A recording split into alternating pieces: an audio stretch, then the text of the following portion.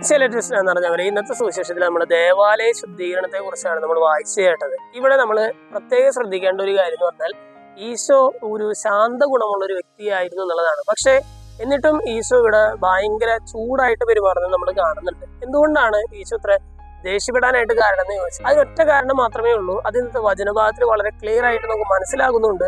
ഇവിടെ പറയുകയാണ്, അവിടുത്തെ ആലയത്തെ കുറിച്ചുള്ള തീക്ഷ്ണത എന്നെ വിഴുങ്ങിക്കളഞ്ഞു എന്ന വചനം അവർ ഓർത്തു എന്ന് പറയുന്നത്. എന്ന് പറഞ്ഞാൽ ഈശോ ഇത്രമാത്രം ദേഷ്യപ്പെടാനായിട്ടുള്ള കാരണം ദൈവത്തിന്റെ ആലയത്തെ കുറിച്ചുള്ള ഒരു തീക്ഷ്ണതയാണ്. ഈശോയ്ക്ക് അത്രമാത്രം തീക്ഷ്ണതയുണ്ടായിരുന്നു. അതുകൊണ്ടാണ് ഈശോ അവിടെ അത്രയും ദേഷ്യത്തോട് പെരുമാറിയത് എന്ന് നമ്മൾ മനസ്സിലാക്കുകയാണ്. ഇന്നത്തെ സുവിശേഷ ഭാഗം വായിച്ചു നമ്മൾ ചിന്തിക്കേണ്ട ഒരു കാര്യം, എനിക്ക് ദൈവത്തെക്കുറിച്ച്, ദൈവത്തിന്റെ സഭയെക്കുറിച്ച് തീക്ഷ്ണതയുണ്ടോ എന്നുള്ളതാണ് നമ്മൾ ചിന്തിക്കേണ്ട ഒരു കാര്യം. ഏലിയ പ്രവാചകനോട് ദൈവം ചോദിക്കുന്നുണ്ട്, ഏലിയ നീ അവിടെ എന്തെടുക്കുക എന്ന് ചോദിക്കുമ്പോൾ ഏലിയ ഗുഹയുടെ പുറത്തുനിന്ന് ദൈവത്തോട് പ്രകാരം പറയുന്നത്, കർത്താവേ നിന്നെ പ്രതിയുള്ള തീക്ഷ്ണതയാൽ ഞാൻ ജ്വലിക്കുകയാണെന്ന് പറയുന്നു. സ്നേഹമുള്ളവരെ, നമ്മുടെ ജീവിതത്തില് ദൈവത്തെക്കുറിച്ച്, ദൈവത്തിന്റെ സഭയെക്കുറിച്ച് തീക്ഷ്ണതയോടെ ജീവിക്കാനായിട്ട് നമുക്ക് സാധിക്കുന്നുണ്ടോ?